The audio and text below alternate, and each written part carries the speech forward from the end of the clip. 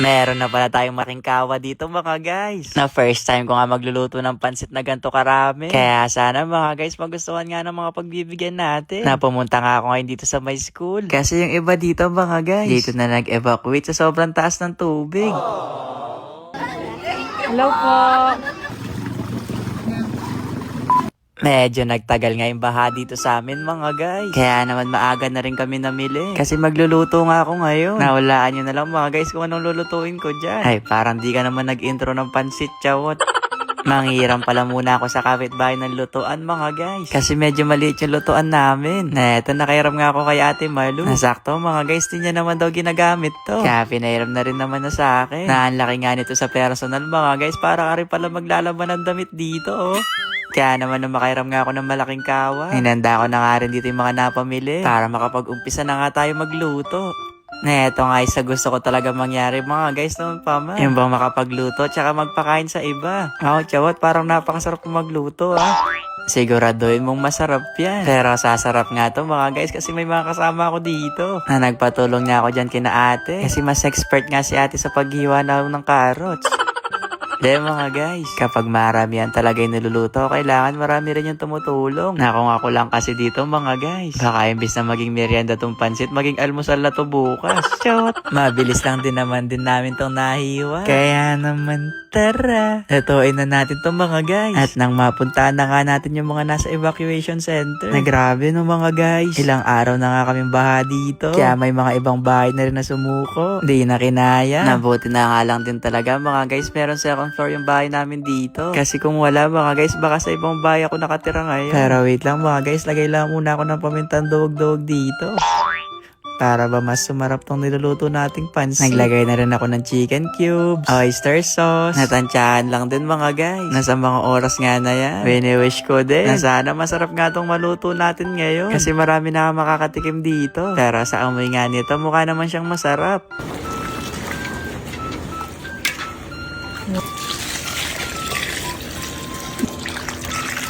Habang nagluluto nga ako dito sa Gedli, nag-uumpisa na kayo mga kasama ko dito magpalaman ng tinapay. Na eto nga yung pinaris namin sa pansit. At na medyo okay na nga ako sa lasa dito mga guys. Isa-isa ko na hinulog yung beans, bell pepper, at saka na din tong pansit canton. Na grabe no mga guys. Pang marami na talaga tong niluluto nating pansit canton. Na para dati, isang piraso lang yung niluluto natin. Tapos kinukupit ko pa yun sa tindahan no mga guys. Kaya masasabi ko sobrang blessed talaga natin ngayon. Pero syempre mga guys, isa pa rin naman kayo sa dahilan kung bakit nga natin nagagawa yung mga ganito. Kaya thank you po ulit sa panonood sa akin mga guys. Sana di kayo magsawa na sobrang bango na nga nitong pansit. Kaya naman i-taste test ko na to. Ay chawat, parang na-taste test mo na kasi ngumunguya ka na dyan. Pero grabe mga guys, ang sarap ng pansit na nagawa natin kahit medyo marami. At ito na pala yung finished product.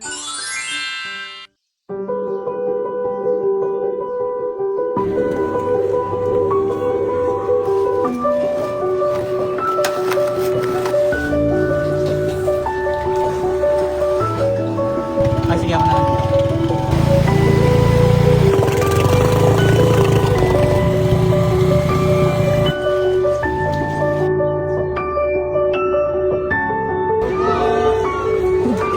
Hello po, kamusta po kayo?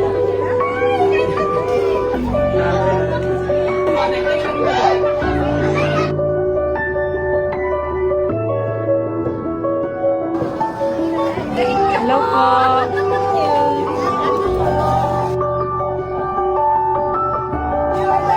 Ilang kayo? Oo nga. Saya lang sa puso mga guys kasi nakakapagpasaya tayo ng tao dito. Ay, ang problema lang mga guys, nasira yung motor namin dito. Na paano kami uuwi nito mga guys. Pero ang mahalaga, napasaya natin sila at nating maayos ngayon niluto natin mga guys. Na di na namin pinagtulak si Reyna Elena kasi masakit na daw yung paa niya. Natinry nga namin dito itaob yung motor mga guys para matanggal sana yung tubig sa tambutso. Na grabe, tingnan nyo, dami pala niyang nainom na tubig oh. Kaya yung motor namin dito mga guys naka-standing ovation. Na tinatry pa nga namin diyang ayusin kasi medyo malayo-layo pa yung bahay namin dito mga guys. Ayun lang, bye-bye!